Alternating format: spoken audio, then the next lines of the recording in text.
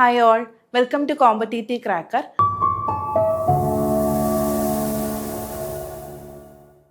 അപ്പോൾ നമ്മുടെ lab assistant junior lab assistant എക്സാമിൻ്റെ നോട്ടിഫിക്കേഷനൊക്കെ വന്നിട്ടുണ്ട്.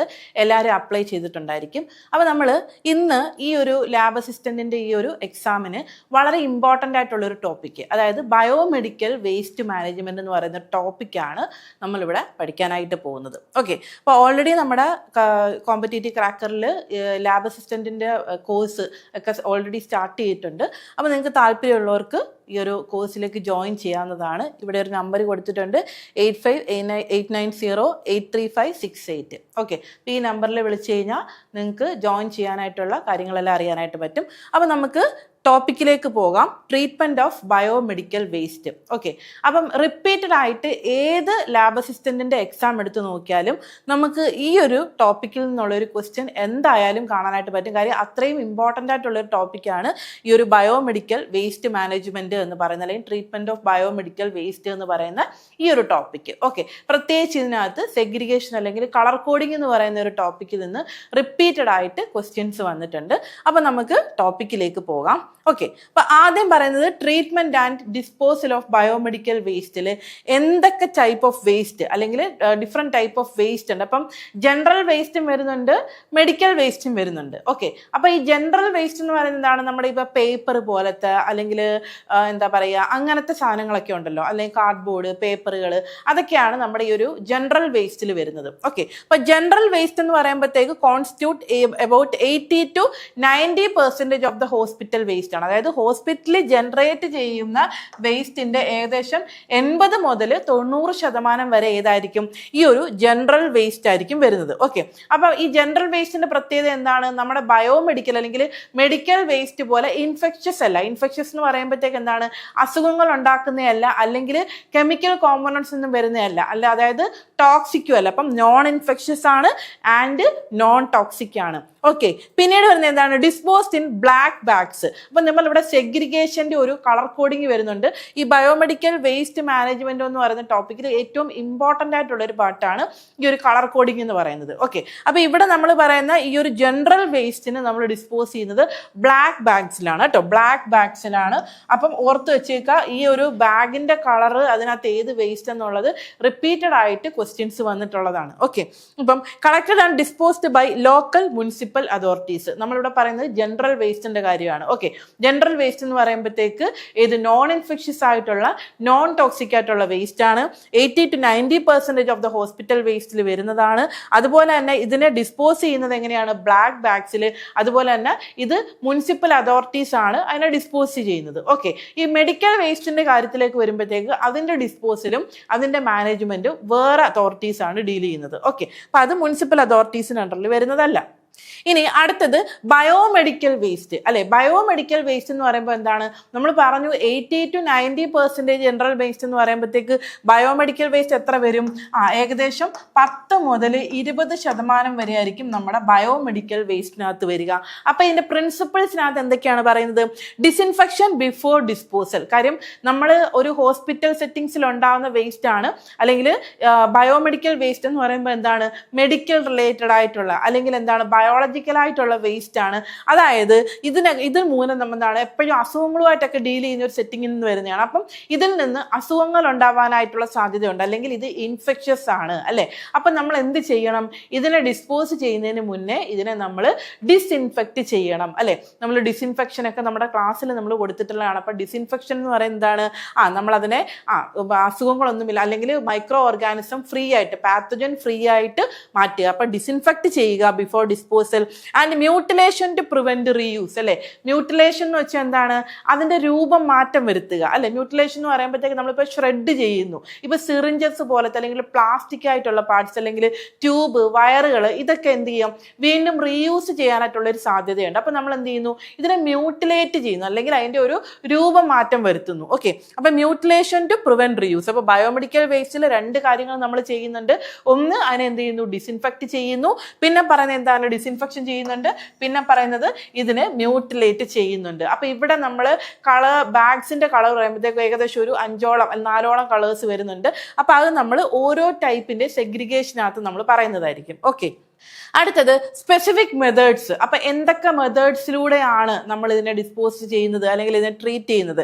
ഫസ്റ്റ് പറയുന്നത് അനാട്ടമിക്കൽ വേസ്റ്റ്. അനാട്ടമിക്കൽ വേസ്റ്റ് എന്ന് പറയുമ്പോഴത്തേക്ക് ഇപ്പൊ ഈ ആനിമൽസിന്റെ കർക്കസസ് ആവാം, അല്ലെങ്കിൽ ഹ്യൂമൻ ബോഡി പാർട്സ് ഒക്കെ ആകാം. ഇതിനെ നമ്മൾ എന്ത് ചെയ്യുന്നു? ഡീപ് ബറിയൽ അല്ലെങ്കിൽ ഇൻസിനറേഷൻ, അല്ലെ? ഇതൊക്കെ നമ്മൾ ട്രീറ്റ്മെന്റ് മെത്തേഡ്സിനകത്ത് നമ്മൾ ഡീറ്റെയിൽ ആയിട്ട് പഠിക്കുന്ന കാര്യങ്ങളാണ്.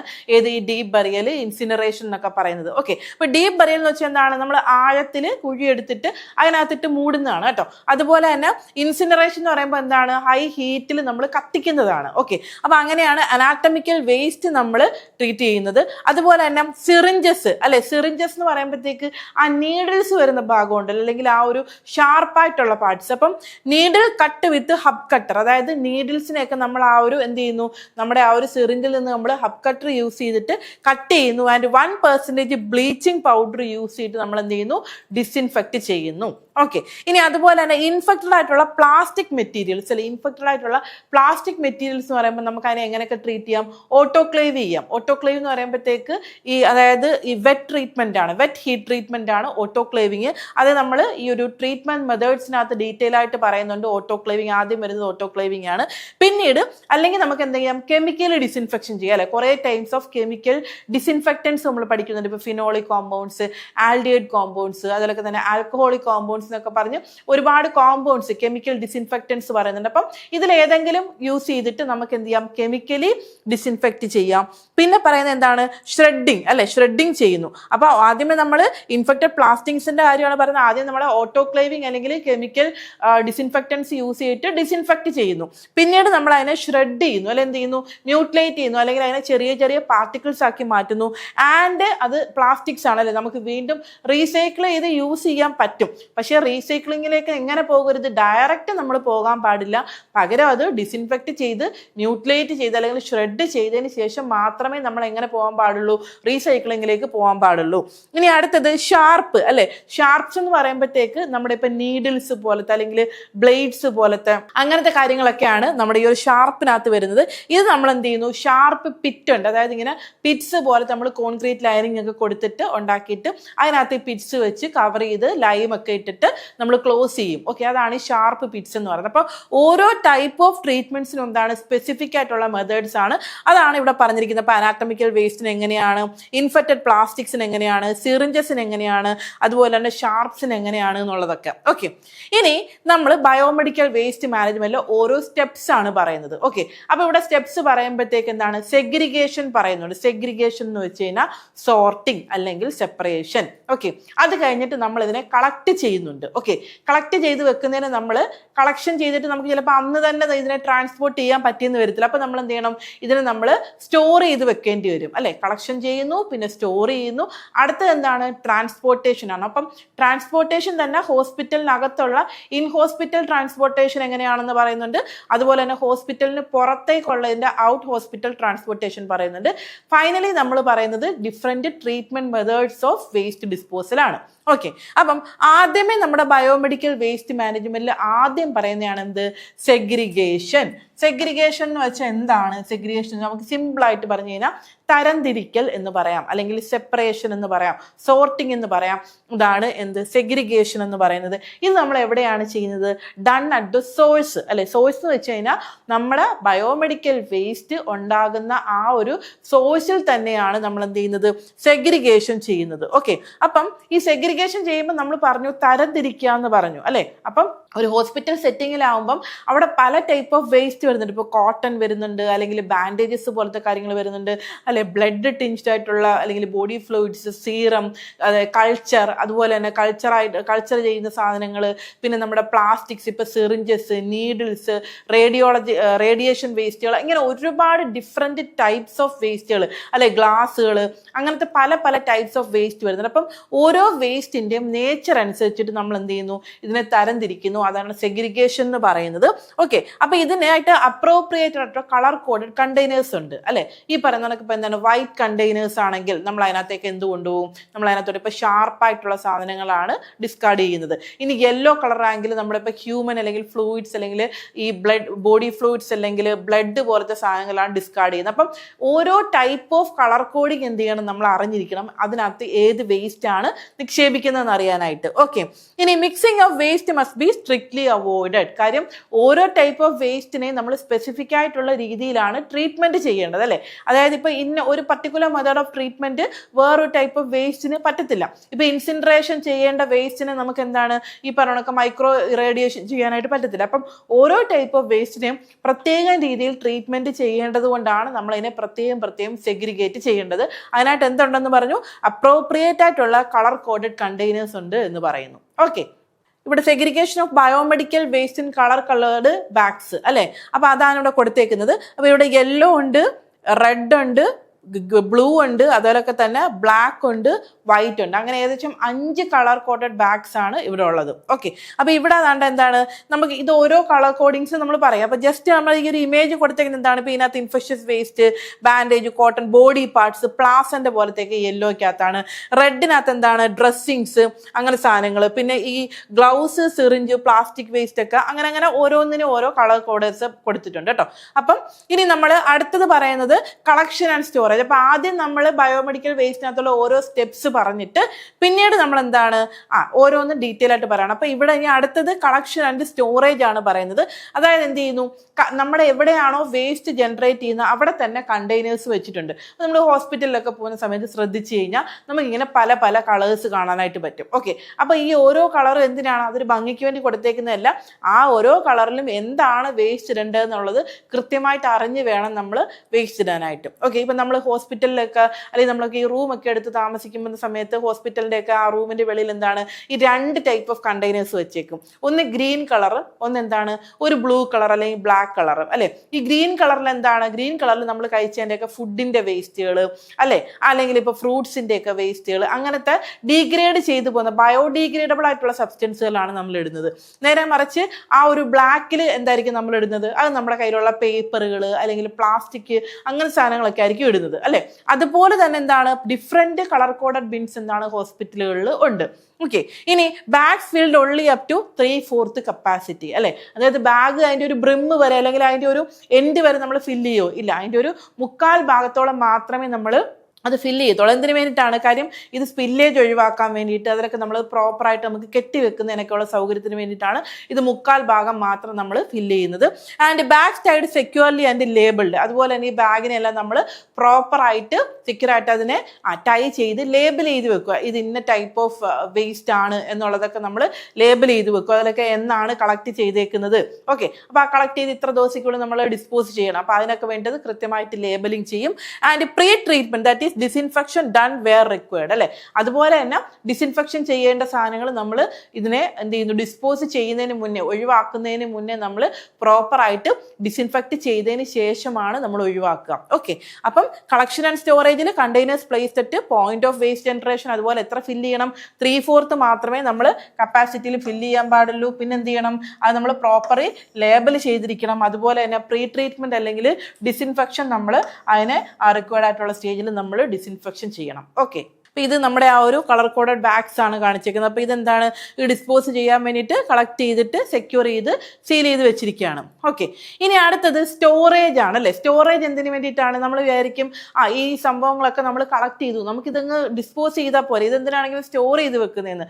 സ്റ്റോർ ചെയ്ത് വെക്കേണ്ടി വരുന്ന സാഹചര്യം എന്ന് വെച്ച് കഴിഞ്ഞാൽ, സപ്പോസ് നമ്മൾ ഈ കളക്ട് ചെയ്യുന്ന വേസ്റ്റ് നമുക്ക് അന്ന് തന്നെ എന്ത് ചെയ്യുന്നു, ട്രാൻസ്പോർട്ടേഷന് പറ്റിയില്ല എന്നുണ്ടെങ്കിൽ നമുക്ക് കുറച്ച് സമയത്തേക്ക് അതിനെ കീപ്പ് ചെയ്യേണ്ടതായിട്ട് വരും. അപ്പം അങ്ങനെ കീപ്പ് ചെയ്യുന്ന സമയത്ത് നമ്മൾ സ്റ്റോറേജുമായിട്ട് ബന്ധപ്പെട്ടിട്ട് കുറച്ച് കാര്യങ്ങൾ അറിഞ്ഞിരിക്കണം. അതെന്തൊക്കെയാണ്, untreated biomedical waste should not be stored beyond 48 hours അല്ലെ.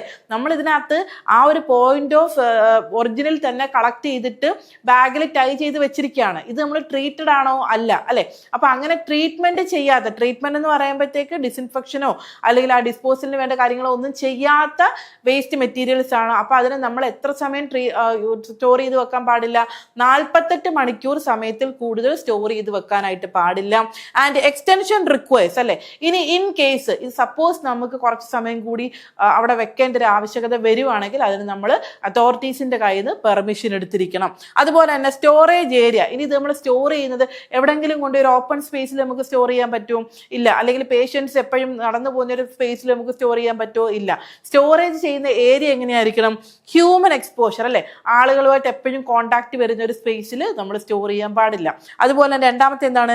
എൻവയോൺമെന്റൽ കണ്ടാമിനേഷൻ അല്ലെ, നമ്മൾ ഈ സ്റ്റോർ ചെയ്യുന്ന സ്പേസിൽ നിന്ന് യാതൊരു രീതിയിലും പരിസ്ഥിതിക്ക് ദോഷകരമാവുന്ന രീതിയിൽ ഒരു കണ്ടാമിനേഷൻ ഉണ്ടാവാൻ പാടില്ല. ആൻഡ് മൂന്നാമത്തെ കാര്യം access to animals and insects അല്ലെ, അതായത് ആനിമൽസോ അല്ലെങ്കിൽ ഇൻസെക്ട്സിനോ ഒന്നും ഇതിന് ആക്സസ് ചെയ്യാൻ പാടില്ല. ഇത് നമ്മൾ പ്രോപ്പർ ആയിട്ട് സെക്യൂർഡ് ആയിട്ടുള്ള സ്പേസിൽ വേണം സ്റ്റോർ ചെയ്യാൻ. അത് മാത്രമല്ല ഇതുമായിട്ട് ഓതറൈസ്ഡ് പേഴ്സണൽസിന് മാത്രമേ അങ്ങോട്ടേക്ക് എൻട്രി പാടുള്ളൂ. അപ്പൊ അങ്ങനെയുള്ള ഒരു സ്പേസിൽ വേണം ഇത് സ്റ്റോർ ചെയ്യാനായിട്ട്. ഓക്കെ, അപ്പം അൺട്രീറ്റഡ് ബയോമെഡിക്കൽ വേസ്റ്റ് എന്താണ് 48 അവേഴ്സിന് മുമ്പിൽ സ്റ്റോർ ചെയ്യാനായിട്ട് പാടില്ല. അങ്ങനെ സ്റ്റോർ ചെയ്യേണ്ടി വരുന്ന ഒരു സിറ്റുവേഷൻ വരുവാണെങ്കിൽ അതിന് നമ്മൾ പെർമിഷൻ വാങ്ങിയിരിക്കണം ഫ്രം ദ അതോറിറ്റി. അതുപോലെ തന്നെ സ്റ്റോറേജ് സ്പേസ് എങ്ങനെയായിരിക്കണം? ഹ്യൂമൻ എക്സ്പോഷർ ഉണ്ടാവാൻ പാടില്ല. അതുപോലെ തന്നെ എൻവയോൺമെന്റൽ കണ്ടാമിനേഷൻ അതുമൂലം ഉണ്ടാവാൻ പാടില്ല. അനിമൽസോ ഇൻസെക്ട്സിനോ അതിന് ആക്സസ് ഉണ്ടാവാനും പാടില്ല. ഓക്കെ, അടുത്ത നാലാമത്തെയാണ് ട്രാൻസ്പോർട്ടേഷൻ. ട്രാൻസ്പോർട്ടേഷൻ നമ്മൾ പറഞ്ഞു, ഹോസ്പിറ്റലിന്റെ അകത്തുള്ള ട്രാൻസ്പോർട്ടേഷന്റെ കാര്യവും പറയുന്നുണ്ട്, ഹോസ്പിറ്റലിന് പുറത്തുള്ള ട്രാൻസ്പോർട്ടേഷനും പറയുന്നുണ്ട്. ഓക്കെ, ഹോസ്പിറ്റലിന് അകത്തുള്ള transportation that is within hospital ട്രാൻസ്പോർട്ടേഷനിൽ എന്തൊക്കെയാണ് വരുന്നത്? ഒന്ന്, dedicated waste routes and time schedules അല്ലെ, നമുക്ക് തോന്നുന്ന സമയത്തൊക്കെ വേസ്റ്റ് കൊണ്ടുപോകാൻ പറ്റുമോ? ഇല്ല. ആ വേസ്റ്റ് നമ്മൾ നേരത്തെ പറഞ്ഞോണൊക്കെ അല്ലെ, നമ്മളിപ്പം ഹോസ്പിറ്റലിലൊക്കെ ബൈസ്റ്റാൻഡർ ഒക്കെ ആയിട്ട് പോയി താമസിക്കുന്ന സമയത്താണെങ്കിൽ നമുക്കറിയാം ഒരു കൃത്യമായിട്ടുള്ള ഒരു സമയമുണ്ട് അവർക്ക് ആ ഒരു വേസ്റ്റ് കളക്ട് ചെയ്തുകൊണ്ട് പോകാനായിട്ട്. അപ്പം ഇതിന് കൃത്യമായിട്ടുള്ള ടൈം സ്കെഡ്യൂൾ ഉണ്ടായിരിക്കണം. അതുപോലെ തന്നെ എന്താണ്, കൃത്യമായിട്ട് അതിനൊരു വേസ്റ്റ് കൊണ്ടുപോകുന്നതിനുള്ള ഒരു റൂട്ട് ഉണ്ടായിരിക്കണം. അതുപോലെ തന്നെ separate from general waste movement അല്ലെ, നമ്മൾ പറഞ്ഞു ജനറൽ വേസ്റ്റ് അല്ലെങ്കിൽ ആ ഒരു 85 to 90% വരുന്ന വേസ്റ്റ് എങ്ങോട്ടേക്കാണ്? മുനിസിപ്പൽ അതോറിറ്റീസ് ആണ് കളക്ട് ചെയ്യുന്നത്. അതാണ് ബ്ലാക്ക് ബാഗിൽ നമ്മൾ സൂക്ഷിക്കുന്നത് എന്നൊക്കെ പറഞ്ഞു അല്ലെ. അപ്പൊ അതിൽ നിന്ന് സെപ്പറേറ്റ് ആയിട്ട് വേണം നമ്മൾ ബയോമെഡിക്കൽ വേസ്റ്റിന്റെ മൂവ്മെന്റ് നടത്താനായിട്ട്. And use of dedicated easy to clean wheeled trolleys. ഇങ്ങനെ വീൽഡ് ട്രോളീസ് ഉണ്ട്. ഓക്കെ, അതായത് നമ്മുടെ ആ ട്രോളീസിനകത്ത് എന്ത് ചെയ്യുന്നു, നമുക്കിതിനെ മൂവ് ചെയ്ത് കൊണ്ടുപോകാൻ പറ്റുന്ന രീതിയിലായിരിക്കണം. അതായത് ഈസിലി ട്രാൻസ്പോർട്ട് ചെയ്യാൻ പറ്റുന്ന വീൽഡ് ട്രോളീസിലാണ് നമ്മൾ ഈ ഒരു എന്താ പറയുന്ന വേസ്റ്റ് ട്രാൻസ്പോർട്ട് ചെയ്യേണ്ടത്. And immediate cleaning and disinfection in case of spill അല്ലെ. ഇൻ കേസ് നമ്മൾ ഇത് ട്രാൻസ്പോർട്ട് ചെയ്യുന്ന സമയത്ത് ഇത് സ്പില്ല് ചെയ്യുന്നു അല്ലെ, അപ്പൊ അതിനകത്തുനിന്ന് പൊട്ടിപ്പോവുകയോ താഴെ വീഴുകയോ ചെയ്തിട്ടുണ്ടെങ്കിൽ എത്രയും പെട്ടെന്ന് നമ്മൾ എന്ത് ചെയ്യണം, ആ ഒരു ഭാഗം ക്ലീൻ ചെയ്യണം. ഇത് മറ്റാളുകളുമായിട്ടോ അല്ലെങ്കിൽ ഒന്ന് സമ്പർക്കത്തിൽ വരാനായിട്ട് പാടില്ല. അപ്പൊ എത്രയും പെട്ടെന്ന് സ്പിൽ ഓഫ് ഉണ്ടായാൽ ക്ലീൻ ചെയ്യണം. ഓക്കെ, അപ്പം ഡെഡിക്കേറ്റഡ് വേസ്റ്റ് റൂട്ടും ടൈം ഷെഡ്യൂൾസും ഉണ്ടായിരിക്കണം. ജനറൽ വേസ്റ്റ് മൂവ്മെന്റിൽ നിന്ന് സെപ്പറേറ്റ് ആയിരിക്കണം. And use of dedicated easy to clean wheeled ട്രോളീസിലായിരിക്കണം ഇതിന്റെ ഒരു ട്രാൻസ്പോർട്ടേഷൻ. ഇനി ഇൻ കേസ് ഓഫ് സ്പില്ലേജ് ഉണ്ടായി കഴിഞ്ഞാൽ എത്രയും പെട്ടെന്ന് അത് ക്ലീൻ ചെയ്യണം. ഓക്കെ, ഇനി അടുത്തത് നമ്മൾ ഔട്ട്സൈഡ് ഹോസ്പിറ്റൽ. അപ്പം നമ്മൾ യൂസ് ഓഫ് ട്രോളീസ് ആയാലും ടൈം ഷെഡ്യൂളിന്റെ കാര്യമൊക്കെ നമ്മൾ ഹോസ്പിറ്റലിനകത്തുള്ള ഒരു സെറ്റിംഗിൽ പറഞ്ഞു. ഇനി ഈ വേസ്റ്റ് ഹോസ്പിറ്റലിന് പുറത്തേക്ക് കൊണ്ടുപോകുന്നു അല്ലെ. ഇനി ഔട്ട്സൈഡ് ട്രാൻസ്പോർട്ടേഷന്റെ കാര്യമാണ് പറയുന്നത്. എങ്ങനെയാണ്? Transported only in authorised vehicles അല്ലെ, അതായത് ഇത്തരം ബയോമെഡിക്കൽ വേസ്റ്റ് കൊണ്ടുപോകാനായിട്ട്. ഇത് നമ്മുടെ ഹോസ്പിറ്റൽസിന് അകത്തുള്ള ട്രോളീസ് ആണ്. അപ്പൊ ഇത് നിങ്ങൾ കണ്ടിട്ടുണ്ടെങ്കിൽ അറിയാൻ പറ്റും, ബ്ലാക്ക്, യെല്ലോ, റെഡ്, ബ്ലൂ എന്നൊക്കെ പറഞ്ഞ് ഇങ്ങനെ ട്രോളീസ് അല്ലെ വെച്ചിട്ടുണ്ട്.